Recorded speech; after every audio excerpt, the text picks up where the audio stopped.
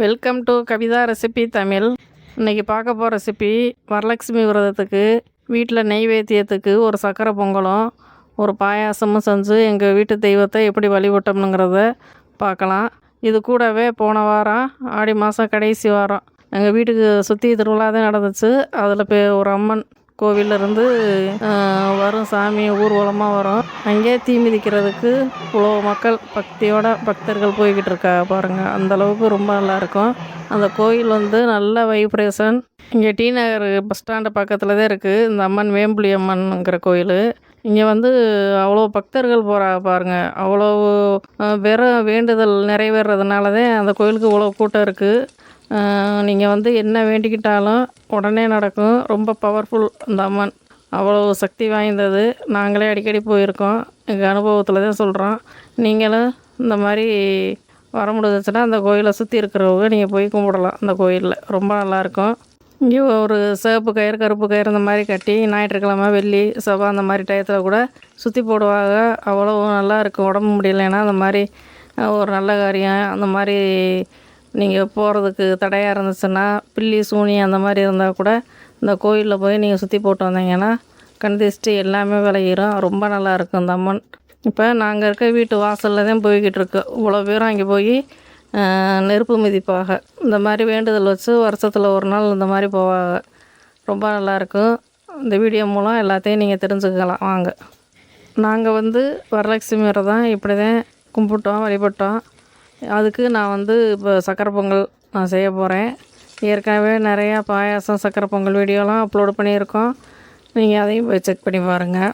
இப்போ ஸ்டவ்வில் இந்த மாதிரி மஞ்சள் குங்குமம் வச்சுட்டு ஒரு பாத்திரம் இருக்கிற பாத்திரத்தில் இந்த மாதிரி மஞ்சள் குங்குமம் எடுத்துக்கோங்க. இந்த மாதிரி வச்சிட்டோம். நாங்கள் வச்சுட்டு நல்லா தண்ணி நல்லா சூடானதுக்கு முன்னாடி அரிசியோட அளவு நான் ஒரு 3/4 அளவு பச்சரிசினா ஒரு 1/4 பங்கு பாசிப்பருப்பு எடுத்திருக்கேன். அதை நல்லா கழுவி தண்ணி காஞ்ச உடனே நல்லா சாதம் நல்லா வேகும். அரிசி நல்லா வேகணும், குழைய வேகணும். அதுக்கு பின்னாடி தான் நம்ம வெல்லத்தை சேர்க்கணும். ஏன்னா அரிசியாக இருக்கப்போ வெல்லம் சேர்த்தோம்னா சரியாக வேகாதப்போ பொங்கல் குழைய வராது. அப்படியே முழுசாக அரிசியாக இருக்கும். அதனால் நீங்கள் நல்லா இந்த மாதிரி வேக விட்டு நல்லா மசிச்சுக்கிட்டு ஏலக்காய் இந்த மாதிரி தட்டி போட்டுக்கோங்க. இல்லைன்னா சர்க்கரையில் வெள்ளை சர்க்கரையில் கொஞ்சமாக ஏலக்காய் போட்டு மிக்சியில் நல்லா பவுட்ரு பண்ணிவிட்டு கூட நீங்கள் ஒரு 1/2 ஸ்பூன் சேர்த்துக்கோங்க. நான் தட்டி தான் சேர்த்துருக்கேன். நல்லா இந்த மாதிரி நல்லா வேகட்டும். இப்போ நல்லா தண்ணி சூடானதுக்கு முன்னாடி பச்சரிசியும் பருப்பையும் நல்லா கழுவி சேர்த்துருக்கோம். தேவையான கொஞ்சம் பால் சேர்த்துக்கோங்க. நான் கோயிலில் எப்படி பொங்கல் செய்கிறாங்களோ அதே மாதிரி தான் நான் செய்ய போகிறேன். எதுவுமே மிக்ஸ் பண்ணலை. ஏன்னா சீக்கிரமே கெட்டு போயிடும் அதெல்லாம் சேர்த்தோம்னா. அதனால் வெல்லத்தை நல்லா நுணுக்கிட்டு கோயிலில் எப்படியே நம்ம பொங்கல் வைக்கிறோமோ அந்த மாதிரி தான் நான் செய்ய போகிறேன். இப்போ தண்ணி நல்லா சூடானதுக்கு முன்னாடி கொதி வர ஸ்டேஜில் அரிசியை போட்டு அரிசி நல்லா வேகணும். நல்லா குழைய வேகணும். குழைய வேக விடுறப்ப தான் எல்லாம் மிக்ஸ் பண்ணி இறக்குறப்ப கரெக்டாக இருக்கும். ஏலக்காய் தட்டி போட்டு வேக வச்சுருக்கேன். கொஞ்சமாக உப்பு லைட்டாக சேர்த்துக்கோங்க. இல்லைன்னா உங்கள் விருப்பம் தான், வேணாம்னா விட்ருங்க, நான் சேர்க்கலாம். இப்போ முந்திரி திராட்சையெல்லாம் ஒரு பக்கம் நெய்யில் வறுத்துட்டு இது கூட கடைசியாக சேர்த்துக்கலாம். இப்போ வெந்துருச்சு. வெல்லம் பெரிய வெல்லம் இந்த அளவு. அந்த 1 டம்ளரு அரிசி பாசிப்பருப்புக்கு நான் டம்ளரில் தான் எடுத்தேன். 3/4 அளவு பச்சரிசி 1/4 பங்கு பாசிப்பருப்பு. இதுக்கு இந்த வெல்லம் கரெக்டாக இருக்கும். இதெல்லாம் நுணுக்கிட்டு தண்ணியில் பாகு மாதிரி எடுத்து வடிகட்டி அதெல்லாம் சேர்க்கலாம். அப்படியே தான் நான், ஏன்னா சுத்தமான வெல்லம் மண் தூசி எதுவுமே இல்லை. அதனால் நுணுக்கிட்டு அப்படியே சேர்க்குறேன். கோயில்லையுமே ஆதி காலத்தில் இருந்தே அப்போ இருந்தே பாரம்பரியமாக அந்த மாதிரி பொங்கல் செய்வாங்க. அதனால் நான் இப்படி தான் செஞ்சுருக்கேன். இதை நல்லா கிளறிட்டு முந்திரி திராட்சையெல்லாம் இது கூட கடைசியாக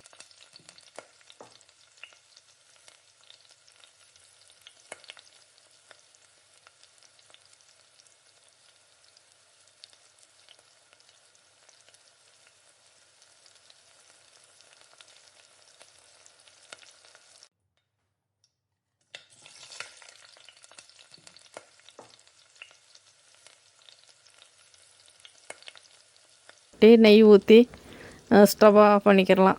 இப்போ சக்கரை பொங்கல் ரெடி ஆயிடுச்சு. அது ஓரமாக இருக்கட்டும். நம்ம ஜவ்வரிசி வச்சு கொஞ்சமாக ஒரு பாயாசம் தான் செய்ய போகிறோம். தண்ணி நல்லா சூடு பண்ணிக்கோங்க. சூடு பண்ணிவிட்டு பால் ஊற்றி நீங்கள் வேக வைக்கக்கூடாது. கடைசியாக தான் பால் சேர்க்கணும். ஏன்னா திரி திரியாயிரும். பால் வந்து ரொம்ப சூடாகி கொதி வர்றப்ப திரி திரியாயிரும். அதனால் நீங்கள் ஜவ்வரிசியை நல்லா வறுத்துட்டு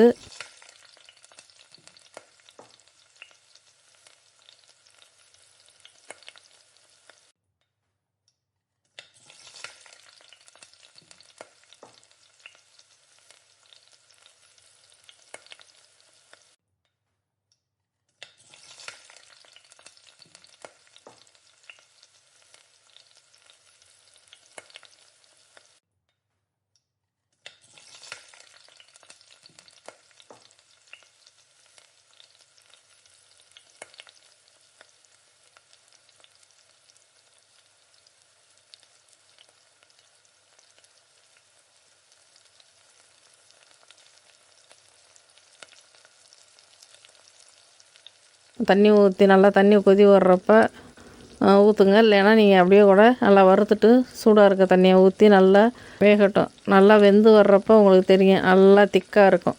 அந்த ஸ்டேஜில் கொஞ்சமாக லைட்டாக ஸ்வீட் அதிகரிக்கணும்னா கொஞ்சம் லைட்டாக உப்பு கூட சேர்த்துக்கோங்க. தூள் உப்பு சேர்த்து நல்லா ஜவ்வரிசி வேகட்டும். முந்திரி திராட்சை ஏலக்காய் அதெல்லாம் ஏலக்காயை வந்து நான் நுணுக்கி போட்டிருக்கேன். ஏலக்காய் தூள் இருந்தால் கூட நீங்கள் சேர்த்துக்கோங்க.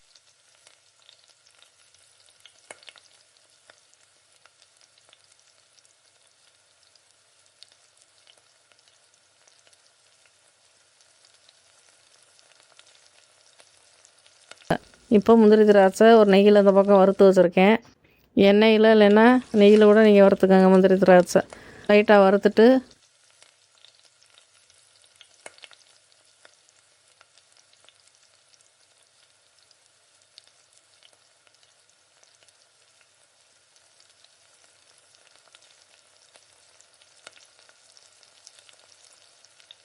ஜவ்வரிசி நல்லா வெந்ததுக்கு பின்னாடி தேவைன்னா நீங்கள் சேமியா சேர்த்துக்கோங்க. நான் அப்படியே ஜவ்வரிசியில் தான் பாயாசம் பண்ணுறேன்.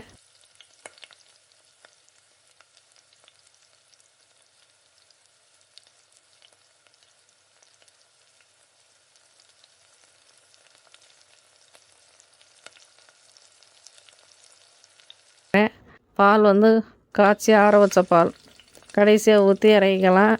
முந்திரி திராட்சையை கொட்டி வெல்லம் நாட்டு சர்க்கரை இந்த மாதிரி வெள்ளை சர்க்கரை எதாக இருந்தாலும் நீங்கள் சேர்த்துக்கோங்க. நான் வெல்லம் தான் சேர்க்க போகிறேன்.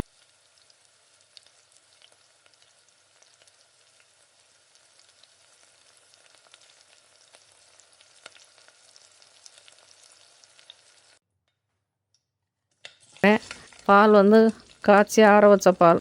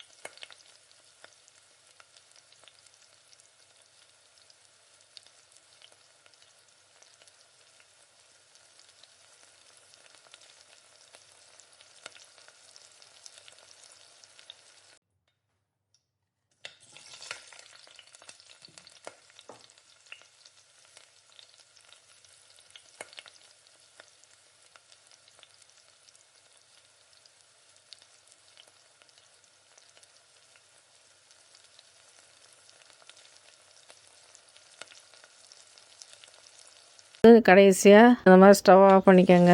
இப்போ நெய்வேத்தியம் செஞ்சு சாமிக்கு படையல் போட்டு இந்த மாதிரி தான் கும்பிட்டோம். ரொம்ப நல்லாயிருக்கும். நாங்கள் காலையிலே சாமி கும்பிட்டு முடிச்சாச்சு. போன வாரம் ஈவினிங் டயத்தில் இந்த மாதிரி தான் பாருங்கள், அந்த வேம்புலி அம்மன் கோயிலுக்கு எவ்வளோ பக்தர்கள் போய்கிட்டு இருக்காங்கன்னு பாருங்கள். அந்த மாதிரி வேண்டுதல் வச்சு வருஷத்தில் ஒரு நாள் ஆடி மாதம் கூழ் ஊற்றி இந்த அம்மனுக்கு இந்த மாதிரி திருவிழா நடக்கும். இந்த வீடியோ பிடிச்சிருந்தா லைக் பண்ணி ஷேர் பண்ணுங்கள். மறக்காமல் சப்ஸ்கிரைப் பண்ணிடுங்க. கூடவே ஹைப் பண்ணிடுங்க. இப்போ ஈவினிங் டயத்தில் இந்த மாதிரி தான் சாமி இந்த மாதிரி பக்தர்கள்லாம் வேண்டுதலை நிறைவேற்றுறதுக்காண்டி அந்த அம்மன் கோயிலுக்கு போய்கிட்டு இருக்காங்க. அந்த மாதிரி தீ மிதிக்கிறது, இந்த மாதிரி விளக்கு பூஜை நடக்கும். அம்மன் அபிஷேகத்துக்காண்டி பால் குடம் எல்லாம் எடுத்து இந்த மாதிரி தான் திருவிழா நடக்கும். இந்த வீடியோ பிடிச்சிருந்தா ஒரு லைக் பண்ணி ஷேர் பண்ணுங்கள்.